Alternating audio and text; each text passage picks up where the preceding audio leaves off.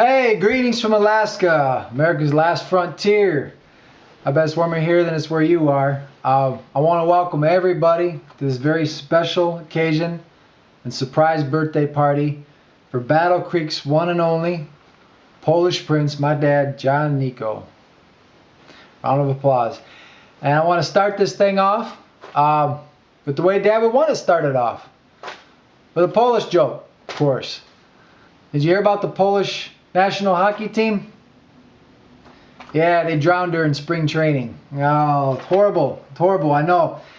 Hey, Dad, I'm really sorry I wasn't able to be there, but I thought this would be a good way, an alternative. And I'm not able to see in the flesh, but I just want you to pretend like it's just one of those days when I was little and you'd give me a roll of quarters.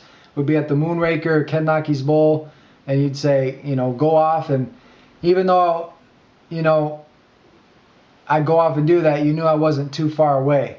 So it's kind of like that. You know I'm not too far away. Okay? So wow, look at this crowd. I mean, just so many of you out there. Some of you I haven't even seen since I was a peewee. But before we get started, we have to separate the sheep from the goats. First question, is there anybody out there, anybody who at one time or another, Dad is hired to rake leaves at the Nico house? Raise your hands. Okay, those of you who haven't, whose hands down, I'm going to ask you to please leave now. You can't share that bonding experience without doing the leaves at the Nico house. I'm sorry. Wix and Jay, you know what I'm talking about. Speaking of Jay, yeah, I don't know why, but Dad and Jay always remind me of the story. Ariana's kind of in that too. It's a really old one. It's a Bible story about this guy, Jacob, who finds this beautiful girl, Rachel, wants to marry her. And so he goes to Rachel's dad and says, I'd like to marry your daughter. And Dad says, fine, you can marry her, but on one condition. You got to work for me for about 7 years before I give her hand to you in marriage. And Jay, are you crying over there? Ooh, I'm sorry, man. I must have hit a sensitive spot with this one. I'm sorry about that, Jay. Just anyone would like a deeper, you know, shall we say, modern account of that old story, just please see Jay during or after the party, okay? Yeah. But at the body shop, we all know Dad is an equal opportunity employer. I mean, shoot. Look at most of you there that work for Dad. That's proof. No, it requires always intestinal fortitude. It always requires no complaining. It requires going the extra mile. And, of course, picking Ariana, Bree, and Ian up from school of practice. Yeah, I think that was the other thing. But, you know, I thought about this. Being so young, though, one doesn't always understand the wisdom of one's parents, the depth behind their actions. In our ignorance, we simple kids just see the actions, and we make conclusions off those. You know, so I thought about this a little while longer. And I thought about this time long ago, and I think it was 1986. Mom and Dad went to Hawaii on vacation. And Dad comes back and he says, Dad, you're back. That's great. Welcome back. How'd it go? Good time. How was it? Where's Mom?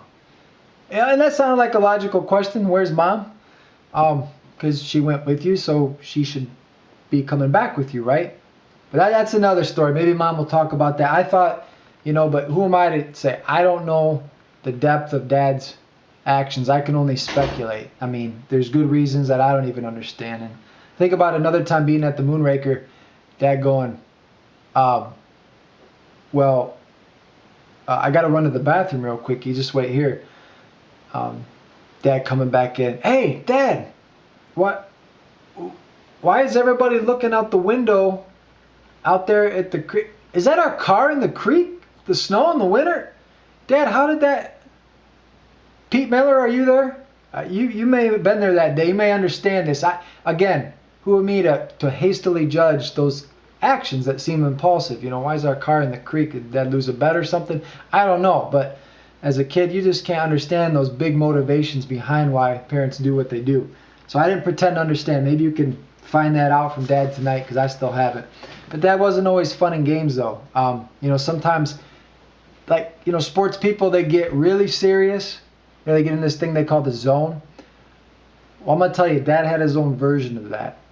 And it happened. He needed no alarm clock. He'd be up at 5 in the morning, get to work, 5:30. And as soon as Dad stepped in that garage, that smell of Bondo, bang, immediately he was in that zone. And that Bondo, I don't know if you know about Bondo, that's an acquired taste. And, you don't get recognized as being the magic plastic capital of the world. Not Battle Creek, just of the world, without that devotion to Bondo like Dad had. And he was all business. I remember going to school some days and people going, I visited your dad to talk about my car, and man, your dad pissed off.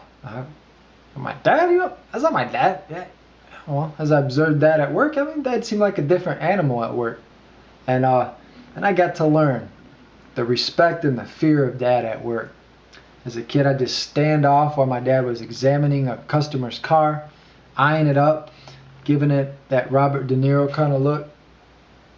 Looking at the customer, making him an offer he can't refuse.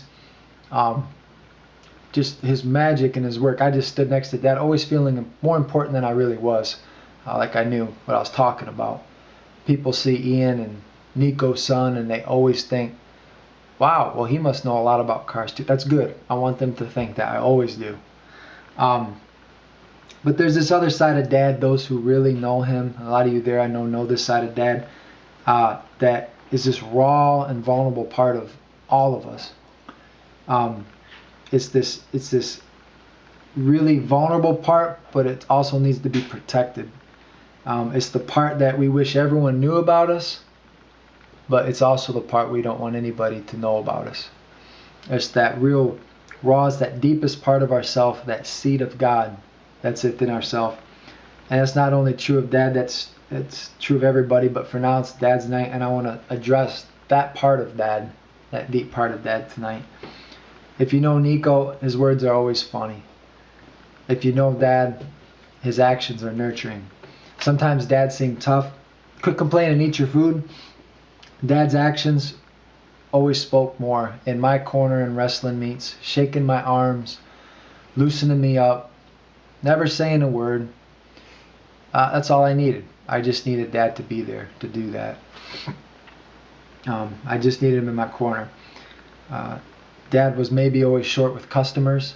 I'd see him be short, but he was never short with his actions when we go to downtown Battle Creek and drop off presents sometimes to less fortunate. Or when I'd leave to go to college and I'd find in my car money in the ashtray, gas filled up. That was Dad. Always doing something when you didn't notice it. There's a real reason why I often tell people how proud I am of my dad and his generous heart. He has influenced my life so much that I made it my aim to live out my life that same way. And who could ever make a stranger feel at home like Dad did? As I aged, this part of Dad had a lot more meaning in my life. As I changed away and realized, I learned the way that this single life about 2,000 years ago, who changed history. And I decided that this man learned the secret of life, and I wanted to pattern my life after his. And so I can wholeheartedly say, whenever I hear the Master speak about how to treat others, I always think of my dad, and I always tell people, this is how my dad lived, and this is why it's so important to me I carry that on in my life, and that those around me see that in me too.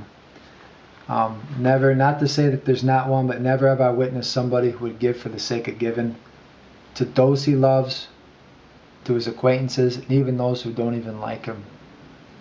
And I knew right away that there was something special about that, and it touched me, and it was eternal. And just to keep me honest, though, I do want to tell you that this side of Dad sometimes seemed to go overboard. When I was about to meet my soon-to-be wife, coming home with her car, she would find flowers in the driver's seat, detailing in the car, shampooed upholstery, oil changed, nice letter on her seat. And I'm just trying to make it to first base, and my dad's already hitting a home run. And I'm sitting there thinking, Dad, I'm proud of you, but well, what's this leave for me? Don't outdo me. I'm the one that's got to marry her. So I feel like, you know, with all this said with Dad, there's so much more I can say, but if you can think of one time in your life, you know, one time right now where Dad's generosity has touched you, I hope that even as you go over all this crazy stuff, there'll be a lot of good stories, and I hope you share those. But you also think of at least one special moment that you experienced with my dad. A person told me recently, you don't always remember the words somebody says, but you always remember how they made you feel around them. And I know my dad's made you feel certain things around him. It's these kind of moments that don't die. They are eternal. And they mean so much. And that's because that's what we are. So Dad, I love you. I want to wish you the best. I want to give you a hug and a kiss right now. You're never perfect. Thankfully, you're not expected to be. But I always remember how I felt around you. Not always just your words, but how I felt around you. How could I ask for anything more in a father? Look around you right now. Life happens so fast. I want to thank you for sharing it with your family.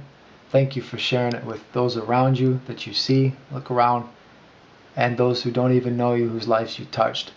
Maybe just one time. I miss you. I love you. Have a great time tonight. Enjoy it. You deserve it.